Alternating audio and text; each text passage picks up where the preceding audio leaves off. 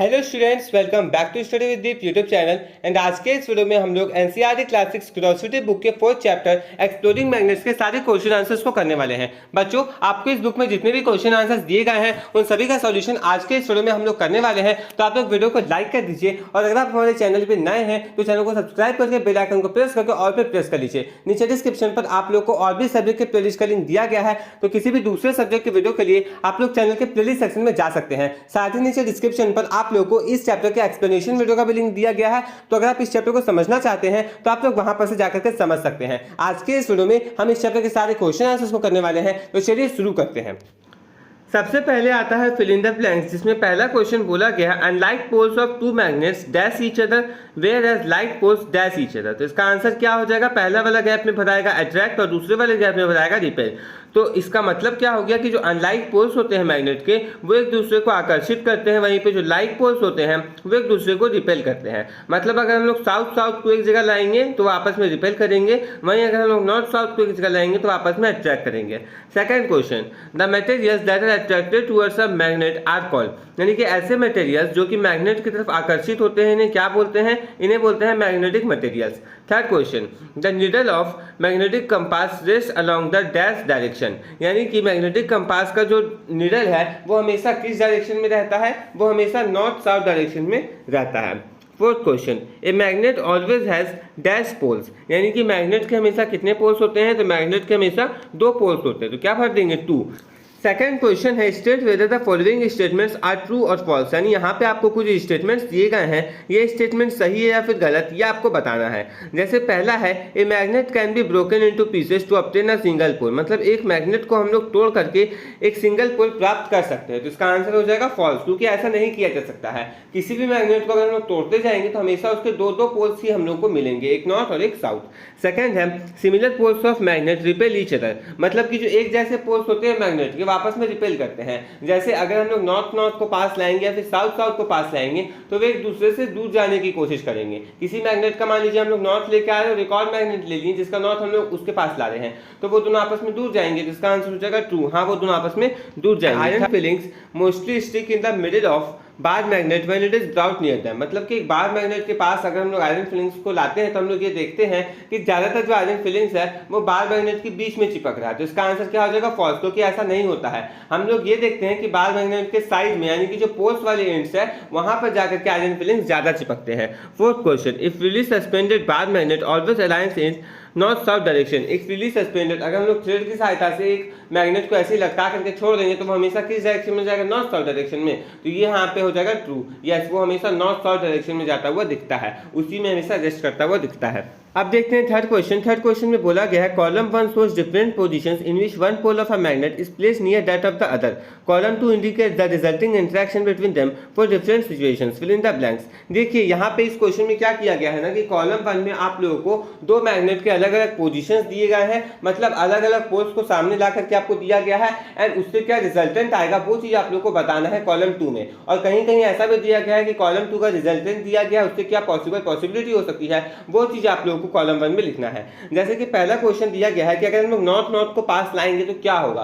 तो north north को पास लाने पे हमेशा रिपल्सन होता हुआ दिखाई देगा। उसके बाद अगला है कि अट्रैक्शन कब होगा, मतलब नॉर्थ के साथ ऐसा हम लोग क्या ले आए कि अट्रैक्शन हो जाए, तो हम लोग इसमें क्या भर देंगे? एस भर देंगे, मतलब साउथ भर देंगे। अगर हम लोग नॉर्थ के पास साउथ पोल ले आएंगे किसी दूसरे मैग्नेट का तो हम लोग देखेंगे कि अट्रैक्शन हो चुका है। उसके बाद थर्ड है साउथ और नॉर्थ को अगर हम पास में लाते हैं तो उससे क्या होगा? तो उससे होगा attraction, unlike poles always attract each other. उसके बाद चौथा क्वेश्चन है कि रिपल्सन हो रहा है और एक पहला जो पोल है वो साउथ है, मतलब कि रिपल्सन हो रहा है और एक पोल साउथ है, दूसरा पोल भी साउथ होगा, क्योंकि हम लोग जानते हैं like poles repel each other, तो साउथ साउथ के चलते रिपल्सन हो जाएगा, तो वो चीज हम लोग यहाँ पर भर देंगे। आप देखते हैं फोर्थ क्वेश्चन। फोर्थ क्वेश्चन में बोला गया Arthur performed an experiment in which he took a bar magnet and rolled it over a heap of steel U clips. कहा गया है कि अर्थर एक एक्सपेरिमेंट करता है, एक प्रयोग करता है, जिसमें वो क्या करता है ना कि पहले एक बार मैग्नेट लेता है और यू क्लिप्स जो होते हैं ना उसका पूरा का पूरा एक गट्ठा तैयार करता है, एंड उसके उसके ऊपर उस बार मैग्नेट को रोल करता है, घुमा करके ले जाता है।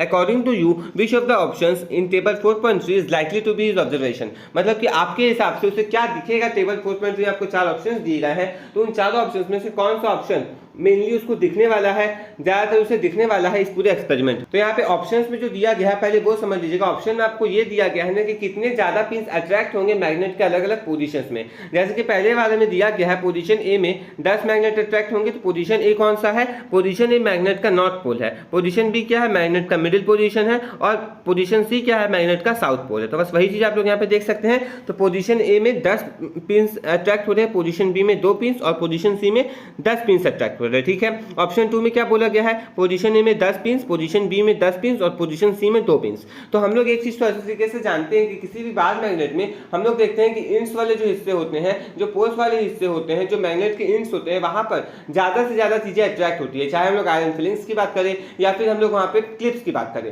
तो यहाँ पर क्या होगा, हम लोग ये देखेंगे कि जो पोल्स वाला हिस्सा है, जो इंड्स वाले हिस्से हैं, वहां पर ज्यादा आयरन क्लिप्स अट्रैक्ट होंगे, ज्यादा क्लिप्स अट्रैक्ट होंगे। वहीं पे जो बीच वाला हिस्सा वहां पे कम क्लिप्स अट्रैक्ट होंगे। तो देखिए पहले वाले ऑप्शन में ये चीज बिल्कुल बेस्ट मैच कर रहा है कि जो साइड वाले हैं वहां पे ज्यादा से ज्यादा अट्रैक्शन हुआ है, वहीं पे जो बीच वाला है वहां पे कम अट्रैक्शन हुआ, कम क्लिप्स वहां पे अट्रैक्ट हुए हैं। तो इसका आंसर क्या हो जाएगा, ऑप्शन नंबर फर्स्ट इसका आंसर हो जाएगा। तो यहाँ पर हम लोग टिक कर देंगे। उसके बाद आते हैं फिफ्थ क्वेश्चन की तरफ। अब देखिए फिफ्थ क्वेश्चन में क्या बोला गया है। फिफ्थ क्वेश्चन में बोला गया है Reshma bought 3 identical metal bars from the market, मतलब रेशमा जो है 3 आइडेंटिकल मेटल बार खरीद के लाती है मार्केट में से। Out of this bars 2 were magnets and 1 was just a piece of iron, मतलब कि इसमें से 2 जो थे ना वो मैग्नेट्स थे, वहीं पे एक जो था वो ऐसे ही आयरन का लोहा का टुकड़ा था। How will she identify which 2 amongst the 3 could be magnets, यानी कि वो कैसे इस चीज को पहचान सकती है कि इन 3 बार्स में से कौन 2 मैग्नेट्स है और कौन ऐसे ही आयरन का पीस है, बिना किसी दूसरे चीज का सहायता लिए हुए। ये भी चीज आपको क्वेश्चन में कहा गया है। अब इसका आंसर क्या लिखेंगे वो देख लीजिए। Reshma can bring the bars close to each other 1 by 1, मतलब रेशमा क्या कर सकती है ना, बार्स को एक एक करके एक दूसरे के आसपास ला सकती है। मतलब मान लीजिए वो पहले उसके पास 3 बार्स है, तो पहले क्या करती है, फर्स्ट और सेकंड को आसपास लाती है, फिर सेकंड और थर्ड को लाती है, फिर फर्स्ट और थर्ड को आसपास ले आती है। The 2 bars that attract both other bars are magnets, the one that only gets attracted but does not attract is the iron piece. देखिए ऐसे 2 बार्स होंगे क्योंकि उसके पास 2 मैग्नेट्स तो पहले से ही थे, तो इसका मतलब क्या होगा कि ऐसे 2 बार्स होंगे जो एक दूसरे में भी अट्रैक्ट होंगे और एक तीसरे आइटम को भी अट्रैक्ट करेंगे। लेकिन उसके पास एक ऐसा आइटम भी होगा जो किसी को अट्रैक्ट नहीं करेगा, सिर्फ अट्रैक्ट होगा, एक दूसरे से अट्रैक्ट होगा लेकिन किसी को भी अट्रैक्ट नहीं करेगा। तो बस वही चीज हम लोग यहाँ पर लिख देंगे और इससे क्या कंफर्म हो जाएगा, इससे ये कंफर्म हो जाएगा कि जो एक पीस है वो लोहा का है और जो 2 पीस है वो मैग्नेट्स के। तो कौन 2 पीस मैग्नेट्स के हैं वो भी उसे कंफर्म हो जाएगा और कौन एक पीस लोहा है वो भी उसे कंफर्म हो जाएगा। अब देखते हैं 6th क्वेश्चन। 6th क्वेश्चन में कहा गया है you are given a magnet which does not have the poles marked, यानी कि आपके पास एक ऐसा मैग्नेट आपको दिया गया है जिसके पास पोल्स मार्क नहीं है, जिसमें पोल्स आपको नहीं लिखे हुए। जैसे मैग्नेट होता है तो नॉर्थ और साउथ लिखा हुआ होता है, लेकिन आपको एक ऐसा मैग्नेट मिला है जिसमें नॉर्थ और साउथ नहीं लिखा हुआ है। How can you find it poles with the help of another magnet which has its poles marked, यानी कि आप उसके पोल्स को, जो आपको मैग्नेट दिया गया है जिसमें पोल्स नहीं लिखा हुआ है, तो आप उसके पोल्स को कैसे आइडेंटिफाई कर सकते हैं एक दूसरे मैग्नेट की सहायता से जिसमें पोल्स ऑलरेडी मार्क करके दिया गया है। अब इसके आंसर में हम लोग क्या लिखेंगे वो देखिए। Bring the marked magnet near one end of the unmarked magnet if attraction happens that end is opposite to the marked pole, if repulsion happens that end has the same pole as the marked one. तो अब हम लोग यहाँ पे कर क्या रहे हैं वो ध्यान से समझिएगा। हमारे पास एक मार्क्ड मैग्नेट है और हमारे पास एक अनमार्क्ड मैग्नेट है। हम लोग क्या करेंगे, मार्क्ड मैग्नेट के किसी भी पोल को अनमार्क्ड मैग्नेट के किसी भी पोल में जाकर के भिड़ाने की कोशिश करेंगे। अगर हम लोग देखेंगे कि अट्रैक्शन हो गया, अट्रैक्शन होने का क्या मतलब होता है, अनलाइक पोल्स, मतलब आपने अभी जो पोल उसके पास लाया है मार्क्ड मैग्नेट का और जो पोल आपने लिया है अनमार्क्ड मैग्नेट का, अगर वो दोनों आपस में चिपक जाते हैं, इसका मतलब मार्क्ड मैग्नेट का जो पोल है उससे अपोजिट होगा उस वाले का पोल, और वहीं पे अगर रिपल्सन हो जाएगा तो हम लोग बोलेंगे ये दोनों पोल्स सेम है।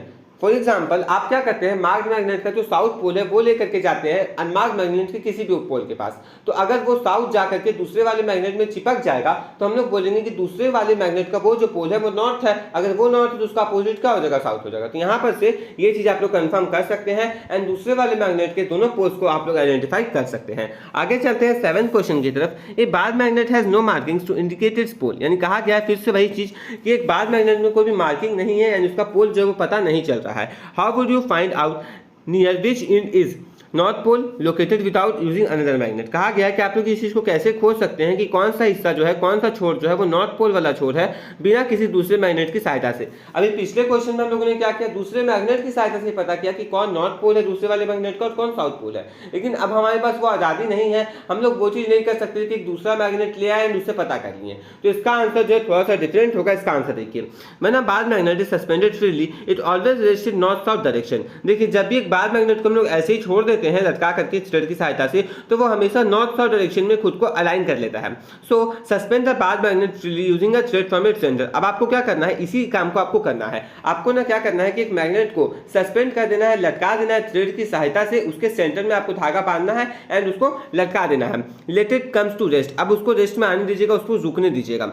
The end that point towards the north direction is the north pole of magnet. यानी कि एक ऐसा हिस्सा, एक ऐसा छोर जो कि नॉर्थ डायरेक्शन की तरफ पॉइंट करेगा, वही नॉर्थ पोल हो जाएगा उस मैग्नेट का। तो बस इसी से ये चीज कंफर्म हो जाएगा। अब हम लोग चलते हैं 8th क्वेश्चन की तरफ। 8th क्वेश्चन में क्या बोला गया, if the earth is itself a magnet can you guess the poles of earth magnet by looking at the direction of magnetic compass. कहा गया है कि अगर मान लीजिए अर्थ खुद से एक मैग्नेट बन जाए, अर्थ को अगर आप खुद से एक मैग्नेट मान लेते हो, तो क्या आप अर्थ के पोल्स के बारे में बता सकते हो कि अर्थ जो एक तरह से मैग्नेट का काम कर रहा है उसके क्या क्या पोल्स है मैग्नेटिक कंपास के डायरेक्शन को देखते हुए। तो आइए इसका आंसर देखते हैं। Yes, the magnetic compass always points toward the north. देखिए जो मैग्नेटिक कंपास होता है वो हमेशा नॉर्थ की तरफ ही इशारा करता है। ये बात तो लोग सभी लोग जानते हैं, चैप्टर में पढ़ करके आए हैं। बच्चों मैंने आपको वीडियो की शुरुआत में ही कहा कि अगर आपने चैप्टर को नहीं समझा है ना, तो नीचे डिस्क्रिप्शन पर आप लोग को लिंक दिया गया, आप लोग चैप्टर को जाकर के जरूर समझ लीजिएगा, क्योंकि किसी भी चैप्टर को समझना बहुत ज्यादा इंपॉर्टेंट है। अब आपके एग्जामिनेशन में इन टेक्स्ट क्वेश्चन भी आने वाले हैं, इसीलिए आप लोग चैप्टर को जाकर के अच्छे से पहले समझ लीजिएगा। This means the end of compass needle pointing north is north pole. यानी कि एक ऐसा हिस्सा कंपास का जो कि नॉर्थ की तरफ इशारा कर रहा है वो नॉर्थ पोल है। And it is attracted to earth magnetic south pole. और वो जो हिस्सा होगा, वो जो मैग्नेट होगा, वो किधर की तरफ अट्रैक्ट होगा, नॉर्थ तो हमेशा साउथ की तरफ जाता है, मतलब वो अर्थ का कौन सा पोल हुआ, वो अर्थ का साउथ पोल हुआ। So earth geographic north is actually its magnetic south pole and earth geographic south is its magnetic north pole. तो इससे ये कंफर्म होता है कि अर्थ का जो ज्योग्राफिकली नॉर्थ है ना, वो उसका साउथ मैग्नेटिक पोल है, और अर्थ का जो ज्योग्राफिकली साउथ है वो उसका नॉर्थ मैग्नेटिक पोल है। तो ये चीज यहाँ पर से कंफर्म हो जाता है। अब देखिए 9th क्वेश्चन में क्या बोला गया है, while a mechanic was repairing a gadget using a screwdriver the steel screws kept on falling. Suggest a way to solve the problem of the mechanic on the basis of what you have learned in this chapter. देखिए कहा गया है कि जब एक mechanic किसी gadget को, किसी सामान को रिपेयर कर रहा था स्क्रू ड्राइवर की सहायता से, तो जब स्क्रू को टाइट करने की कोशिश कर रहे थे तो बार बार स्क्रूज जो है वो गिर जा रहे थे नीचे की तरफ, बार बार गिर जा रहे थे। तो आप लोग को बोला गया है कि इस मैकेनिक का जो प्रॉब्लम हो रहा है ना कि स्क्रूज बार बार गिर जा रहे हैं, इसको सॉल्व करने के लिए आपको कुछ तरीका बताना है, एक ऐसा तरीका बताना है जो आपने इस चैप्टर में पढ़ा है। तो देखिए इसका जो आंसर है वो दो हो सकता है, एक छोटा और एक बड़ा। तो एक तो पूरा प्रोसेस वाला आंसर होगा जो कि उसे बिल्कुल करना है और वो हम लोग यहाँ पे बताएंगे, और एक होगा कि उसे बेसिकली करना क्या है वो आप ऊपर ऊपर से बता दोगे, उससे भी काम चल जाएगा। बट वो तभी चलेगा जब ये क्वेश्चन आपको शॉर्ट में आएगा उस समय। बट अगर ये लॉन्ग आंसर में आएगा तो आपको थोड़ा सा पूरा का पूरा जो, अगर ये आंसर लॉन्ग में आएगा तो आपको पूरा का पूरा प्रोसेस भी जो है समझाना पड़ेगा। तो आंसर में क्या लिखेंगे, the mechanic needs to magnetise his screwdriver this way the screws will stick to the screwdriver and not fall down. देखिए जो मैकेनिक है, जो मिस्त्री है, उसे क्या करना पड़ेगा ना, अपने स्क्रू ड्राइवर को मैग्नेटाइज करना पड़ेगा। इससे क्या होगा कि जो स्क्रूज होंगे वो स्क्रू ड्राइवर से चिपके रहेंगे एंड चूंकि वो मैग्नेटाइज हो जाएंगे। और जो स्क्रूज होते हैं ना वो किस चीज से होते हैं, वो लोहे से बने हुए होते हैं। तो जब वो स्क्रू ड्राइवर उसका मैग्नेटाइज हो जाएगा तो जो स्क्रूज है वो लोहे के हैं, तो आपस में दोनों चिपके हुए रहेंगे, जिसके चलते क्या होगा कि स्क्रूज नीचे की तरफ नहीं गिरेंगे। तो ये उसका प्रॉब्लम का सॉल्यूशन हो सकता है। बट ये उस पूरे प्रोसेस को कर कैसे सकता है, ये चीज को समझना बहुत ज्यादा जरूरी है। तो अब हम लोग एक बार समझ लेते हैं कि बेसिकली उसे करना क्या है, उसके बाद ये पैराग्राफ में पढ़ दूंगा ताकि आप लोगों को पूरा चीज जो है वो क्लियर हो जाए। देखिए सबसे पहले आप लोगों को ये तो पता होगा कि इसको हम लोग स्क्रूज बोलते हैं, जिसको हम लोग स्क्रू ड्राइवर बोलते हैं। जो मैकेनिक है वो क्या कर रहा होता है, वो यहाँ पे अपने उस स्क्रू ड्राइवर को मान लीजिए सेट करता है उस स्क्रूज में एंड स्क्रूज को घुमाने की कोशिश करता है। लेकिन जो स्क्रूज है वो घूमने के बजाय बार बार नीचे की तरफ गिर जा रहे हैं, बार बार वो स्क्रूज जो है वो नीचे गिर जा रहे हैं, मतलब वो जो है उसको टाइट नहीं कर पा रहा और वो जो स्क्रूज है वो बार बार नीचे गिर जा रहे हैं। तो इसके लिए जो पॉसिबल सॉल्यूशन हो सकता है कि वो कर क्या सकता है, तो वो ये कर सकता है कि वो सबसे पहले एक मैग्नेट लेगा और मैग्नेट को क्या करेगा ना कि ये वाला जो उसका स्क्रू ड्राइवर, ये जो पूरा का पूरा स्क्रू ड्राइवर दिख रहा है, उसका ये वाला जो हिस्सा है यहाँ पर से यहाँ तक का जो हिस्सा है उसमें वो क्या करेगा ना कि एक मैग्नेट लेगा और मैग्नेट को यहाँ पर रखेगा और उसको पूरा यहाँ तक रब करते हुए इस जगह तक लाएगा। उसके बाद यहाँ पर से उस मैग्नेट को उठा लेगा, मैग्नेट को वापस से इधर से रब करते हुए इधर नहीं जाना है, ये स्टेप नहीं चलेगा। उसको क्या करना पड़ेगा ना कि यहाँ पर से उठाना पड़ेगा मैग्नेट को, यहाँ तक रब करके लाया, यहाँ से मैग्नेट यहाँ पे आया, उसके बाद इसको उठा करके इसको वापस से यहाँ पर ले जाना होगा और लेने के बाद फिर से उसको इधर लाना पड़ेगा और फिर यहाँ पर से उठा करके फिर उसको इधर लेना पड़ेगा। और इस प्रोसेस को ना उसे लगभग 30 से 35 बार करना पड़ेगा। उससे क्या होगा कि इस स्क्रू ड्राइवर का जो ऊपर वाला हिस्सा है, जो लोहे वाला हिस्सा है, वो मैग्नेटाइज हो जाएगा। एंड मैग्नेटाइज हो जाने के बाद क्या होगा ना कि जो लोहे वाले स्क्रूज होंगे वो आपस में क्या रहेंगे, में से चिपके हुए रहेंगे और बार बार नीचे नहीं गिरेंगे। तो ये इसका पूरा प्रोसेस मैंने आपको समझा दिया। अब हम लोग एक बार टेक्स्ट को देख लेते हैं कि आखिर इसका आंसर जो है वो हम लोग लिखेंगे कैसे। तो अब ये देख लीजिए कि हम लोग इस पूरे आंसर को लिखेंगे कैसे। हम लोग लिखेंगे तो magnet has a screwdriver, he needs a magnet, he be advised to place the screwdriver on the wooden table, then keep one end pole of the magnet at one end of the metallic part of screwdriver, move the magnet along the length of metallic part of screwdriver, lift it and bring the same pole of magnet to same end of the screwdriver he began, and repeat moving it over the length of the screwdriver. On repeating this process about 30 times, the screwdriver will get magnetized. तो यह answer हम लोग यहाँ पर लिख देंगे। देखिए मैंने आपको ये पूरा प्रोसेस पहले ही समझा दिया था, इसीलिए मैं आपको ये पूरा दोबारा से नहीं समझा रहा हूँ। आई होप आप लोग पूरा प्रोसेस समझ गए होंगे। अगर नहीं समझे है ना तो वीडियो में पीछे जा करके एक बार फिर से समझ लीजिएगा, क्योंकि वहाँ पे मैंने बहुत ही ज़्यादा डिटेल में इस चीज़ को समझाने की कोशिश करी है। हम लोग नेक्स्ट क्वेश्चन को देखते हैं। Two ring magnets X and Y are arranged as shown in figure 4.16। यानी फिगर 4.16 में आपको दो मैग्नेट्स का अरेंजमेंट दिखाया गया है। पहले का नाम है एक्स और दूसरे का नाम है वाई। आप लोग यहाँ पे फिगर देख सकते हैं। It is observe that the magnet X does not move down further, what could be the possible reason. ये देखा जा रहा है कि जो मैग्नेट एक्स है ना वो वापस से नीचे नहीं आ रहा है, मतलब फिर से आगे वो मूव नहीं कर रहा है। इसके लिए पॉसिबल रीजन क्या हो सकता है। Suggest a way to bring magnet X in contact with magnet Y without pushing either of the magnets. यहाँ पे आपको एक तरीका सजेस्ट करना है जिसके चलते मैग्नेट एक्स जो है ना वो मैग्नेट वाई के कॉन्टैक्ट में आ जाए और आप लोगों को मैग्नेट को ठेलना भी नहीं पड़े, मतलब आप लोगों को मैग्नेट को कॉन्टैक्ट में लाने की कोशिश भी नहीं करनी है, लेकिन मैग्नेट वो खुद ब खुद कांटेक्ट में आ जाना चाहिए। तो इसके लिए हम लोग क्या आंसर लिख सकते हैं। आंसर हो जाएगा magnet X must be floating because the like poles are facing each other. Magnet poles जो है ना, यानी कि जो मैग्नेट एक्स है वो इसलिए फ्लोट कर रहा है क्योंकि लाइट पोल्स आपस में एक दूसरे के आसपास आ गए हैं। Like poles repel each other, और लाइट पोल्स आपस में क्या करते हैं, रिपेल करते हैं, एक दूसरे को दूर करते हैं, इसीलिए वो फ्लोट कर रहा है, वो नीचे नहीं आ पा रहा है। If we change the direction of magnet X by rotating it, अगर हम लोग घुमाते हुए क्या कर देंगे, अगर हम लोग घुमा करके मैग्नेट एक्स का जो डायरेक्शन है उसको अगर हम लोग चेंज कर देंगे तो इससे क्या होगा, the like poles will face each other and the magnet will come closer. इससे क्या होगा, इससे ये होगा ना कि जो अनलाइक पोल्स होंगे वो अब आसपास आ जाएंगे और वो दोनों आपस में एक दूसरे को अट्रैक्ट करने लगेंगे, जिसके चलते मैग्नेट जो है वो आसपास आ जाएंगे। तो ये चीज आप लोगों को यहाँ पर कहा गया है कि मैग्नेट को अगर आसपास लाना है, क्लोजर लाना है, और भी ज्यादा करीब लाना है, तो इसके लिए हमको क्या करना पड़ेगा, इसके लिए हम लोग को मैग्नेट एक्स को रोटेट करते हुए उसका नॉर्थ पोल को एक्सपोज करना पड़ेगा उसके साउथ पोल के पास। तो अगर अपोजिट पोल जैसे ही हो जाएंगे वैसा ही अट्रैक्शन हो जाएगा। तो ये इसका आंसर हम लोग लिख चुके हैं। अब जो 11th और लास्ट क्वेश्चन है इसमें क्या बोला गया है, 3 magnets are arranged on a table in form of the shape as shown in figure 4.17। आपको यहाँ पे ना मैग्नेट्स का अरेंजमेंट दिखाया गया है जिसमें 3 मैग्नेट्स को अरेंज किया गया है और कौन से शेप में किया गया है वो आप लोग यहाँ पे देख सकते हैं। अब देखिए what is the polarity N और S at the ends 1, 2, 3, 4 and 6 of the magnet. यानी कि हमें बोला गया है कि आखिर ये जो इंड्स है कौन कौन, 1 हो गया, 2 हो गया, 3 हो गया, 4 हो गया, 6 हो गया, इसके क्या क्या पोलैरिटी हो सकते हैं, एन होगा या फिर एस होगा। पहले का पोलैरिटी यानी 5th इंड का जो पोलैरिटी है वो आप लोग को यहाँ पर दिया गया है। तो देखिए 5th इंड का जो पोलैरिटी है वो आपको एन दिया गया है। अब यहाँ पे आपको थोड़ा सा दिमाग लगाना होगा बच्चों कि आप लोग को ये चीज़ याद रखना पड़ेगा कि क्या होता है ना कि जो नॉर्थ पोल होता है वो साउथ पोल को अट्रैक्ट करता है, जो साउथ पोल और साउथ पोल है वो एक दूसरे को रिपेल करते हैं। बस इतना आप लोग अगर ध्यान रख लोगे तो आप लोग जो है इसको सॉल्व कर सकते हो। एक बार मैग्नेट में हम लोग जानते हैं कि नॉर्थ पोल होता है, साउथ पोल होता है, तो हम लोग 6 से स्टार्ट करते हैं। जैसे देखिए सबसे पहले जो 6th वाला इंड दिया हुआ है वो उसका पोलैरिटी आपको नॉर्थ दिया हुआ है, तो उसके अपोजिट में क्या होगा, साउथ होगा, तो 6 वाला क्या हो जाएगा, साउथ हो जाएगा। अच्छा ठीक है। अब जो आपका दूसरा वाला बार मैग्नेट है जो तीसरे वाले मैग्नेट के नॉर्थ पोल से अट्रैक्टेड है, तो वो वाला पोल कौन सा हो जाएगा, तो 4th पोल जो है जो कि नॉर्थ पोल से अट्रैक्टेड है वो क्या हो जाएगा, वो हो जाएगा साउथ पोल। उसके बाद अगर 4th इंड साउथ है तो 3rd इंड क्या हो जाएगा, 3rd इंड हो जाएगा नॉर्थ पोल। तो बस यही चीज आप लोग को यहाँ पर करना है। और ये समझिएगा कि अगर 3rd इंड नॉर्थ है तो 2nd इंड क्या हो जाएगा, 2nd इंड हो जाएगा साउथ, और अगर वो साउथ है तो उसका अपोजिट वाला क्या हो जाएगा, नॉर्थ हो जाएगा। तो यहाँ पर आकर के बच्चों ये वाला क्वेश्चन खत्म होता है। थोड़ा दिमाग लगाने वाला क्वेश्चन है बट काफी ज्यादा इजी क्वेश्चन है। बस आपको इतना याद रखना है कि नॉर्थ साउथ अट्रैक्ट करते हैं बस, और एक मैग्नेट के दो पोल्स होते हैं, एक होता है नॉर्थ और एक होता है साउथ। अगर नॉर्थ दिया हुआ है तो साउथ छूटा हुआ है, साउथ दिया हुआ है तो नॉर्थ छूटा हुआ है, एंड इससे ये क्वेश्चन पूरा हो जाएगा।